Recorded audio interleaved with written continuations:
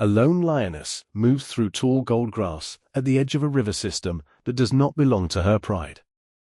Blood has dried along her left flank, a claw wound from a fight 3 nights past, cracking each time her shoulder rolls forward. The wound has not closed.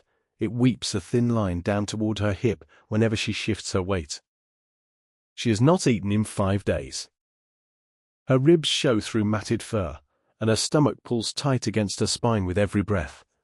Her paws land heavier than they should, each step slower than the last.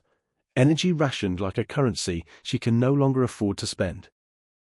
She tries to rest in a thicket of acacia scrub, but hunger will not let her lie still. She rises, favoring the wounded side, and limps toward open ground where a herd of impala grazes near the waterline. This territory belongs to a coalition of 3 rival males. Their scent marks the trees in overlapping bands, fresh urine on bark, claw gouges at shoulder height, a warning written in chemical signature.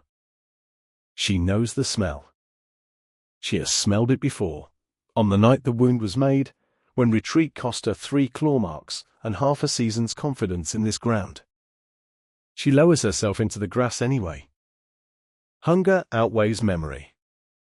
From a termite mound 30 meters off, a black-backed jackal watches her settle, recognizing the posture of an animal too weak to waste on him.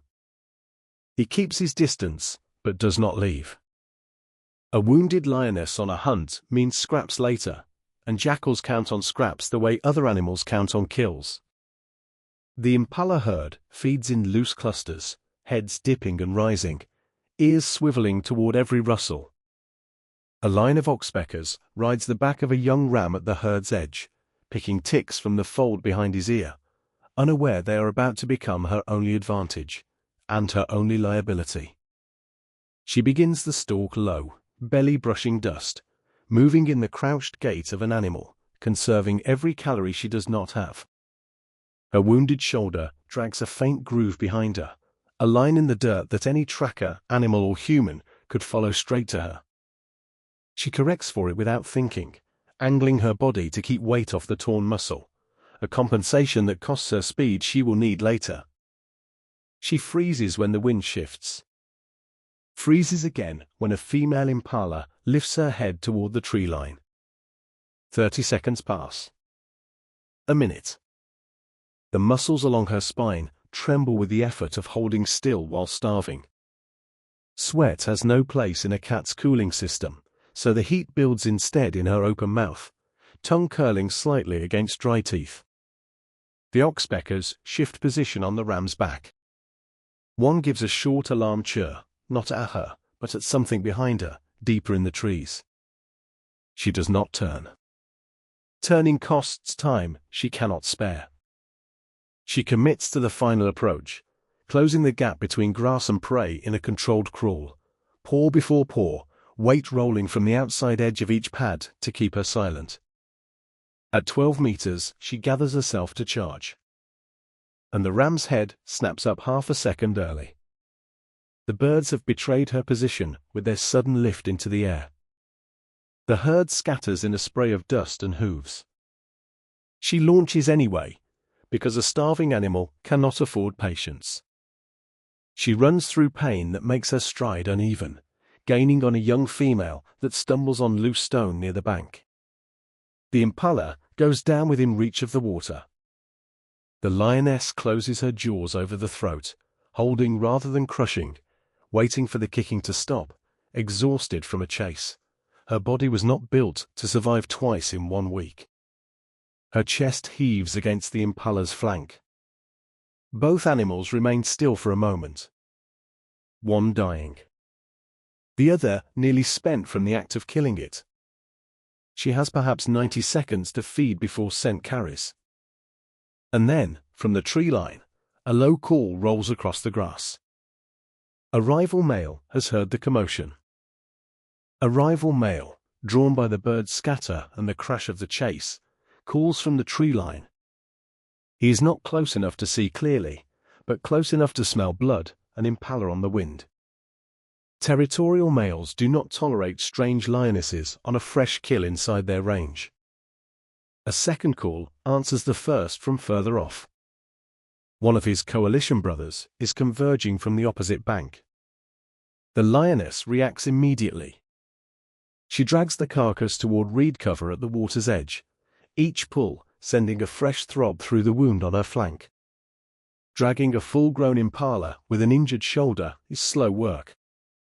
And slow work in a rival's territory is dangerous work. She stops twice to listen. The calls do not come again. But that tells her nothing. Males on a scent trail often go silent before they close the distance, saving their voice for when it no longer matters. She manages 20 meters of cover before abandoning the drag and simply eating where she stands. She tears fast, swallowing in large sections, rather than the slow, careful feeding of a safe kill. Hyenas are already gathering at the tree line, drawn by the same commotion that drew the males, whooping low to call in others of their clan. The jackal edges closer too, keeping just outside striking range, patient for whatever she leaves behind. She eats for 6 minutes. It is not enough to undo 5 days of starvation, but it is enough to keep her moving for another day, which, in this stretch of river, is the only currency that matters. Blood mats into the fur along her jaw and down her chest, mixing with the older, drier blood from her flank until the two wounds, one fresh, 1 week old, become indistinguishable on her coat. When the male's silhouette finally appears at the grass line, she is already withdrawing. She drags one last mouthful with her, rather than risk the seconds it would take to swallow it. She does not run. Running invites a chase. She cannot win with a torn shoulder. She walks, low and unhurried, into the cover of the reeds, and disappears along the water the way she came. The male reaches the kill site minutes later, and finds only bone fragments, drag marks, and the scattered feathers of birds that had already moved on to safer backs. He circles once. Scent marks a nearby trunk in irritation. Then lets the hyenas take what remains, rather than pursue a trail that leads into water he cannot track through. The jackal claims the smallest scraps once the hyenas lose interest, completing a chain that began with one starving animal's decision to risk a hunting ground that was never hers. Her survival here was never a matter of strength. It was a transaction of risk, every calorie gained measured against every second exposed in a territory that was never hers to hunt. The oxpeckers that nearly cost her the kill are the same birds that will ride the backs of these same impala tomorrow, indifferent to which predator benefits from their next alarm call, and which one pays for it in blood. For her, the wound will heal or it will not. But tonight, for the first time in 5 days, hunger is no longer the thing deciding what happens next. If you enjoy wildlife survival stories that reveal the hidden battles happening beyond the obvious hunt, subscribe to the channel. More stories of survival, strategy, and nature's unforgiving balance are coming.